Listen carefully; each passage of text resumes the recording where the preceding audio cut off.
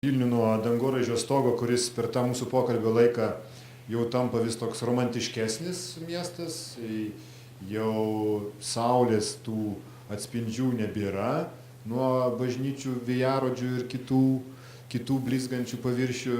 Blizga dabar štai didelis LED ekranas reklaminis, jisai dabar nušviečia Vilnių. Tai kur link mes pabaigsime mūsų diskusiją ir pokalbį? Taip kalbėjom apie tai, kad turime daug galimybių, išnaudojame gal ne viską, bet vis dėlto esam kūrybiški žmonės ir jeigu dar kažko neišnaudojame, tai išnaudosime ir patirties jau turime čia Vilniuje visokius didelius renginius organizuoti. Tai ką, tai tiesiog likime tokie, kokie esame kūrybiški Vilniečiai, džiaukimės savo miestu ir savo gyvenimu jame. Ar taip ir baigsime optimistiškai? Man kaip žurnalistui atrodo, kad reikėtų dar kažkokios druskos. O gal ne, gal ne.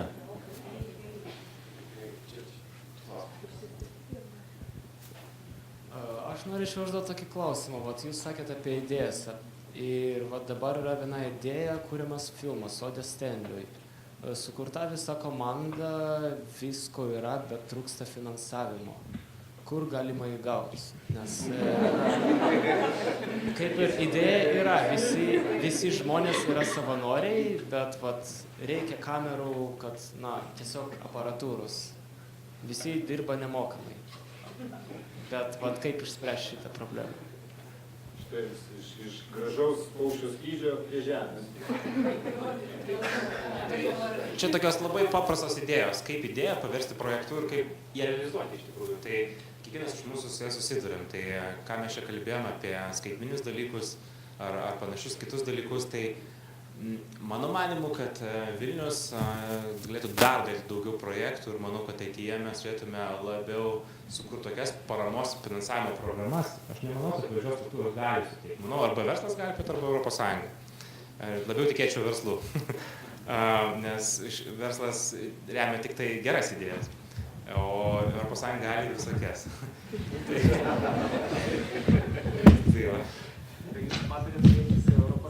Aš siūlau galvoti, kaip sukurti mechanizmų, kaip jums, kaip jaunam žmogui, kuris turi idėją, tai kaip realizuoti iš tikrųjų. Tai aš galvočiau, kad turėtų būti labai tokių mikroprojektų programos. Ir savivaldybė turėtų turbūt galvoti, kaip žmogus elementarus, kaip iš gatvės, aš turiu idėją, man tik reikia sponsoriaus, jeigu yra verslo planas, daug galiu plėtoti, tai manau, kad čia galima ir su verslu mažiukus dalykus daryti, bet jeigu nori kažką daugiau, mums reikia daugiau instrumentų. Tai aš taip siečiau, kad jeigu su verslu pradėsi dirbti, tai Europos Sąjunga pradės. Aš irgi parekomenduočiau pasižiūrėti, ką siūlo įvairios programos, tiek savivaldybės lygmenių, tiek valstybinių lygmenių, galbūt europinio projekto irgi galima čia patekti į europinio projekto rėmus. O galbūt ir rastumėt partnerių versle, kaip Teo. Tikrai kreipkitės, reiškia, nes dabar jeigu išrašysit sąskaitą ir paduosim, tai mes dar tikrai negalėsim, reiškia, nes reikia pirmą įvertinti tą idėją. Bet jeigu rimtai, tai, pavyzdžiui, mes kaip Teo, mes turim, reiškia, remiam eilę įvairių projektų, čia vat, Laimutė sėdi ir mūsų paramos biudžetas tikrai nėra jau toks mažas, reiškia, ir kreipkitės, svarstysim, vertinsim ir tikrai norim padėti vertingiem projektams.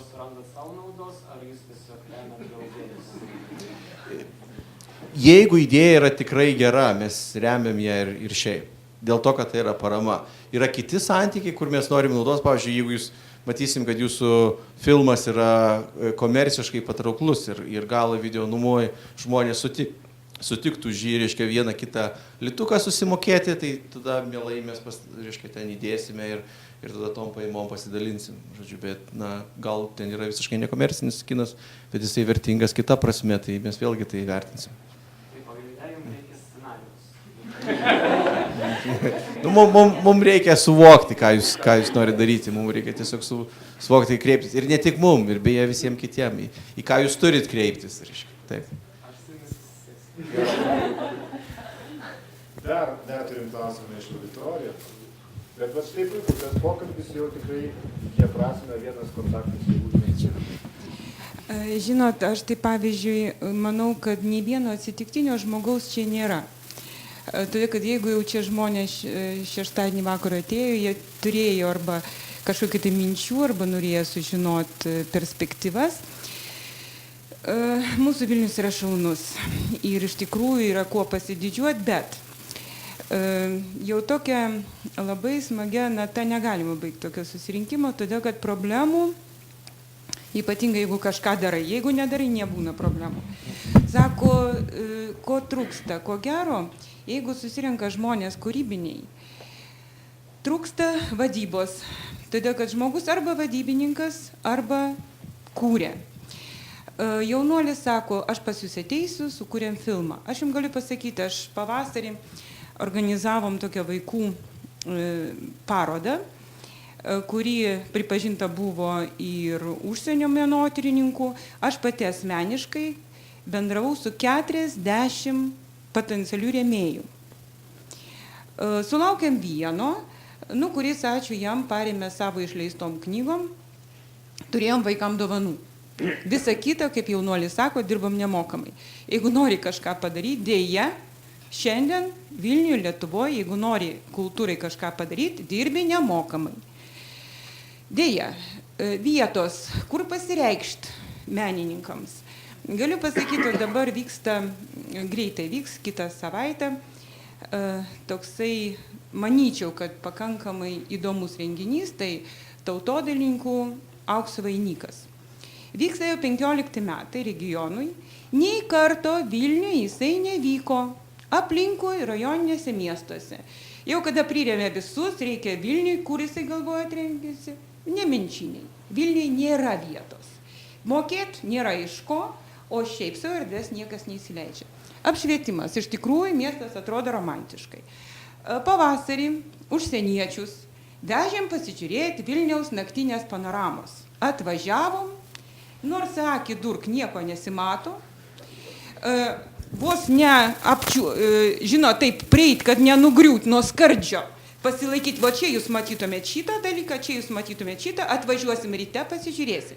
Nors dar prieš keletą metų naktinis Vilnius tai buvo fantastika, tai buvo irgi traukos centras, o šiandien, o su apšvietimu, gerai, kad dar mašinas važiuoja, o taip, tai ko gero nuo šito dangoraižio nelabai ką ypatingai ir matytum, kaip mūsų pastatai apšviesti. O tavo klausimas, kodėl pas jūs čia nėra Wi-Fi prisijungimo? Pasikrovėm 10 minučių prieš pradžią, galvom pasitikrinsim paštus. Nėra. O kaip taip gali būti? Jūs ko gero turite. Teisingai. O kodėl? Tai jeigu mes norime, kad mūsų... Jis yra. Teisingai, bet be logino neprisijungs. Neviešas, o kodėl? Į šitą pastatą neateina atsitiktiniai žmonės. Dar ir šviesai, ačiū. Tai va, suprantat, ir gaunasi, kad taip, mes viską turim, bet arba reikia prisijungti, arba reikia susimokyti, arba reikia susirasti. Aš manyčiau, kad ir skaitmeniniai toje erdvėje turėtų būti žymiai daugiau viešų vietų. Ir tada tai bus paskata. Vienas dalykas, o antras dalykas, aišku, reikia mokintis kalbas užsienio, kitaip mes vis tiek, arba greičiau vertėjus realius sugalvoti, kad tu kalbi lietuviškai arba rašai, tai iš karto bendrauji su užsieniečiais. Vilnius yra šaunus, mes turim kuo pasigirti, mes visi mylim tą miestą, bet dėja, labai jau smagia nata užbaigto susirinkimo niekaip negalima, kitaip tai bus, žinote, toksai rafinuotas renginukas, kur viskas gerai, pasidžiaugia, padarytas darbas, o tiem žmonėms, kurie daro kažką, jiem tiek problemų kyla. O tai, aš visiškai sutinku, tai yra įrankis. O problemas reikia spręsti. Iš tikrųjų, norėjau pasakyti, visiems kyla problemų, tie, kurie dirba, ne tik tai žmonėms, bet ir valdininkams, ir politikams, visi, kurie daro, vis tiek susiduria su vienokiais ar kitokiais problemom, bet tam ir dirbam, kad jas išspręsti. Ir dėl apšvietimo tai tikrai gal nesutikčiau, kad visos gatvės taip tamsios ir visa kita, nes tam tikrai buvo irgi įdėta pastangų, kad jas įžiebti ir galbūt vienas kitas žibintas nedega, bet tikrai ne taip drastiškai. O naktinė panorama, gali? Tai Vėl žmonės šviesas išsijungia.